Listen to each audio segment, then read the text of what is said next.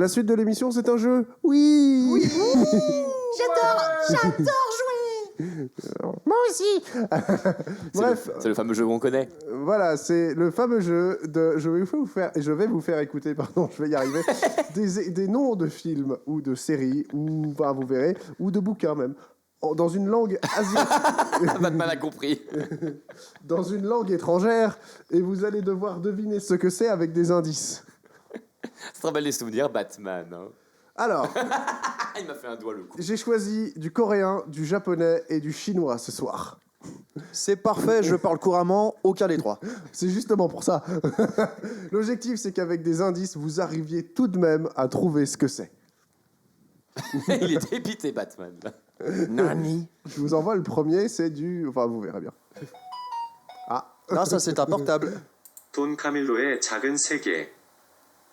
C'est un titre de film qu'il faut retrouver, c'est ça? oui, tu dis c'est un titre de film. Et donc là, un indice. Alors, le premier indice, c'est dans la sonnerie du téléphone. Parce que c'est un téléphone coréen. J'allais Nokia. dire Elphone, Samsung. du coup, mais... Samsung, oui. Ah oui, Donc, d'accord. c'est ce que je vous ai fait écouter est en coréen. Ça va pas vous aider beaucoup, hein. C'est un film coréen, là. concrètement. Non, ce n'est pas un film coréen, c'est un film français Ok. dont j'ai traduit le titre en coréen. En coréen, ouais. Bah, c'est déjà très bien. Je vous le fais réécouter. Je vous le remets. 돈 카밀로의 작은 세계. Le gendarme de Saint-Tropez. Non. Ah. Mais c'est un peu ce délire-là. Écoutez bien. Qui fait de la résistance. Écoutez bien le texte. Les premiers mots sont pratiquement transparents. 돈 카밀로의 작은 세계. Don Camillo. Oui, Ah c'est Le Petit Monde de Don Camillo en coréen. Ah, d'accord. Film de 1958 réalisé par Julien Duvivier avec Fernandel évidemment, qui raconte l'histoire de ce fameux prêtre italien qui est en guerre contre le maire communiste du village Pépone et qui est le premier épisode d'une saga de beaucoup trop de films. 6. 5 plus un remake. Donc, non, si c'est à peu près ça, il y en a un où c'est pas Fernandel et un où c'est carrément Terence Hill. Enfin, c'est compliqué. C'est un bordel. Le prochain est en japonais. パリを渡る Vous ne trouverez pas comme ça. Nine. C'est un film français. Encore. Encore une fois, il y a pratiquement que des films français. C'est un film français sorti dans les années 60 en noir et blanc avec deux stars très connues. La traversée de l'Atlantique. La traversée de l'Atlantique. De Paris, mais oui. Alors oui, c'est bien la Le mur de traversée de l'Atlantique Paris aussi. et pas le mur de l'Atlantique. Oui, bien.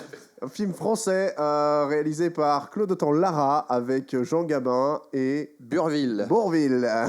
Et évidemment Louis de Funès, pour ceux qui Voilà. veulent citer Louis de Funès, qui n'a que 3 scènes dans le film. Deux et demi alors.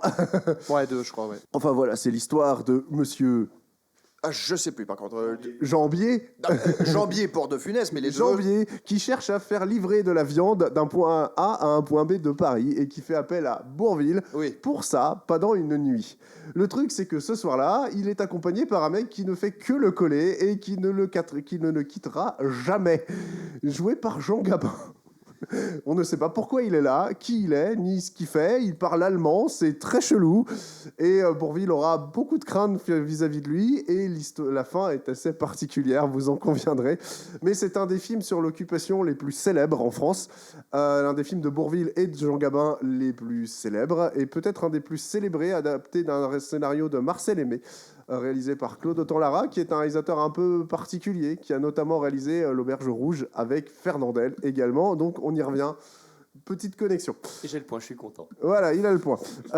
Et il a même le point de Don Camillo, juste avant. Le prochain n'est pas un film français. 보물 행성. Bon, c'est du coréen. J'ai entendu Song, il y a Song dans Pas le du tout. Non, ok. C'est un film de Disney, sorti au début des années 2000. Cusco, l'empereur mégalo. Non. Je vous fais réécouter, hein, des fois que... 보물 행성. Lilo et Stitch. Non, bah non, ce serait... Non.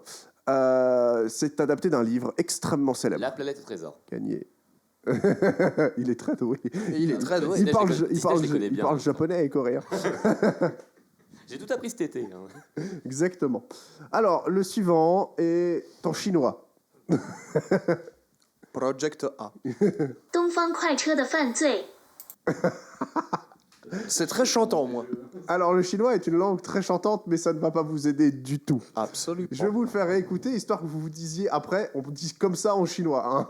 东方快车的犯罪， Voilà, donc ça ne vous aide pas. Absolument Et pas. c'est pas fait pour vous aider, croyez-moi. C'est bon surtout fait pour vous donner de la culture, vous dire, ah, on dit ça comme ça en chinois. C'est adapté d'un film qui a été... Enfin, c'est le nom d'un film qui est une adaptation d'un livre qui a été multi-adapté au cinéma, notamment récemment. C'est un bouquin anglais, avec des films anglais, américains. Enfin, ça varie en fonction du temps et des époques. C'est du Agatha Christie. Oui. Ouais, donc Crime de l'Orient Express. Oui. Donc, le crime de l'Orient Express se dit 东方快车的犯罪， en chinois. Vous l'aurez reconnu.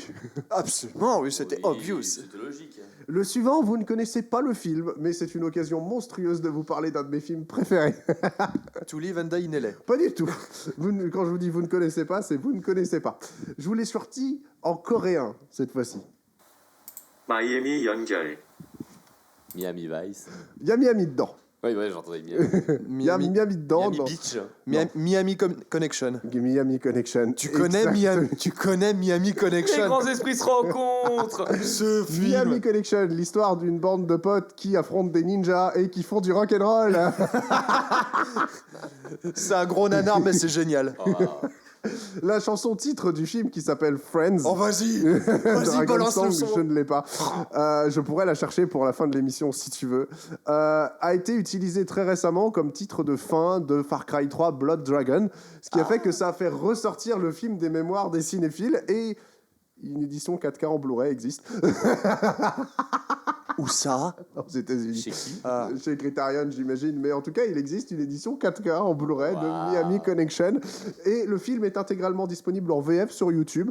Oui. Voilà, Oui, donc, oui, ça, oui. c'est comme ça au moins ça vous permet de le situer.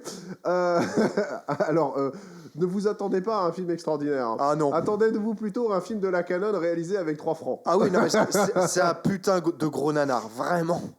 Mais c'est génial. Réalisé par un spécialiste des arts martiaux qui n'a jamais fait d'acting de sa vie et qui n'en refera plus jamais derrière.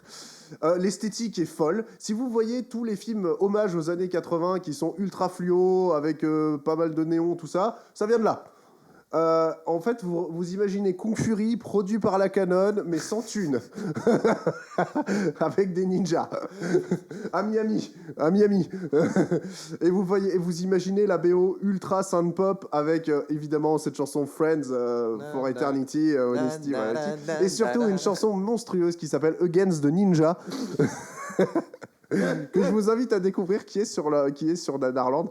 Et d'ailleurs, le site dit celui-là, on attend toujours pour le chroniquer, mais ça va être un grand moment. Hein. Oh là là, la Je vous chroniquette, invite à le quoi. découvrir avant la critique de Nanarland pour pas vous faire influencer. Parce que c'est quand même un monument du nanar. Ouais. Ouais, mais complètement. C'est-à-dire qu'on puisse aujourd'hui récupérer la musique pour la mettre dans un jeu vidéo qui est un hommage aux années 80. C'est un peu une consécration. Dans Parce que Far Cry 3 Blood Dragon, c'est un jeu où il y a des néons partout, où on incarne un cyborg. La voix du cyborg, c'est Michael Biehn. Enfin, voilà, je veux dire, c'est ouf. J'ai envie de jouer à ce jeu. Oui, maintenant. t'inquiète, c'est possible. C'est possible, je l'ai en plus, si tu veux. Bref, ça, c'était Miami Connection. Je vous invite clairement à aller voir ce truc-là.